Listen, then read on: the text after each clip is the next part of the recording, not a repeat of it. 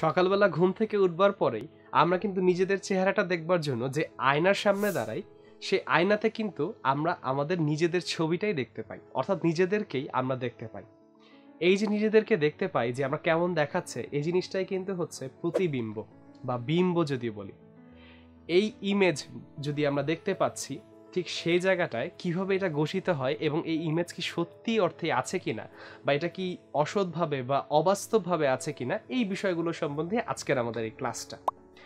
এখন চিন্তা করে নাও এই জিনিসটা কিভাবে গঠিত হতে পারে, বা এই যে বিম্বটা হচ্ছে এটা কিভাবে তৈরি হয়।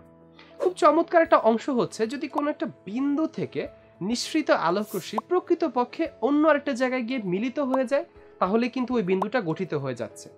আবার যদি কোনো নিঃসৃত আলোকরশ্মিগুলো প্রকৃত অর্থে মিলিত নাও হয়, কিন্তু মনে হয় যে কোনো একটা জায়গা থেকে আসছে আপাতপক্ষে, ঠিক তখনও কিন্তু বলা যায় যে সেখানে একটা বিম্ব গঠিত হয়। তাহলে সেই বিম্বের সংজ্ঞা কিন্তু আমরা পুরোপুরি ক্লিয়ার হয়ে যাচ্ছে যে কোনো একটা জায়গা থেকে নিঃসৃত আলোকরশ্মি যদি প্রতিফলিত হয়ে কোনো একটা অংশে বা প্রতিসরিত হয়ে কোনো একটা অংশে প্রকৃতপক্ষে মিলিত হয়, অথবা কোনো একটা অংশ থেকে অপসৃত বা ফিরে আসছে বলে মনে হয়, ঠিক তখনই কিন্তু আমরা তাকে প্রতিবিম্ব হিসেবে দেখতে পারবো।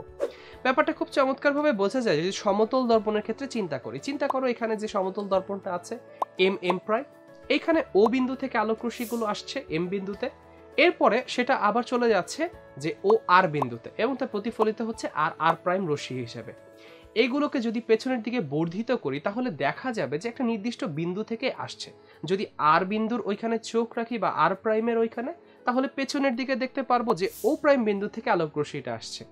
ঠিক এমনই ভাবে আমার মনে হবে ও বিন্দু যেটা প্রকৃত অর্থে অবস্থিত, তার একটা প্রতিবিম্ব হয়েছে ও প্রাইম। যদি সেটা আবার দেখতে চাই যে আমার অবতল দর্পণের ক্ষেত্রে, অবতল দর্পণেও কিন্তু খুব সেম, যে সমান্তরালভাবে আলোকরশ্মিগুলো যদি আসে ঠিক তখন একটা নির্দিষ্ট বিন্দু দিয়ে যাচ্ছে, যাকে আমরা বলি ফোকাস। যেমনটা বুঝতে পারবো এর পরের ক্লাসে, এই নির্দিষ্ট বিন্দু দিয়ে যাবার পরে যদি প্রকৃতপক্ষে একটা সোজা আলোকরশ্মি যায়, ঠিক তখনও কিন্তু আমরা দেখতে পাবো যে ও বিন্দুর জন্য একটা নির্দিষ্ট বিন্দুতে যে রশ্মিগুলো আবার মিলিত হচ্ছে, যেটা কিনা কিউ বিন্দুতে মিলিত হচ্ছে।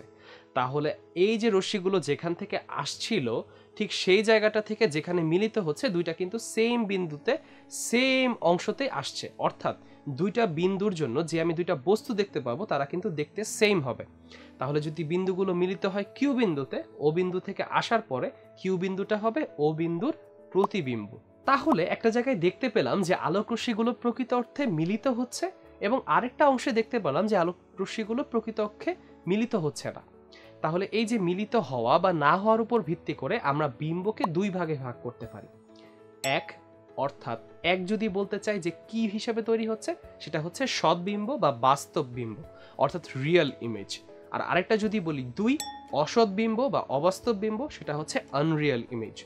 তাহলে এই সৎবিম্বটাই বা কি? সৎবিম্ব এবং অসৎ বিম্বের ক্ষেত্রে যদি তুলনা করতে চাই, তাহলে বিষয়টা খুব চমৎকার হিসেবে আমাদের চোখে ধরা দেয়। বিষয়টা হচ্ছে এমন যে সৎবিম্বের ক্ষেত্রে আলোকরশ্মিগুলো প্রকৃতপক্ষে মিলিত হয়, অসৎ বিম্বের ক্ষেত্রে আলোকরশ্মিগুলো প্রকৃতপক্ষে মিলিত হয় না।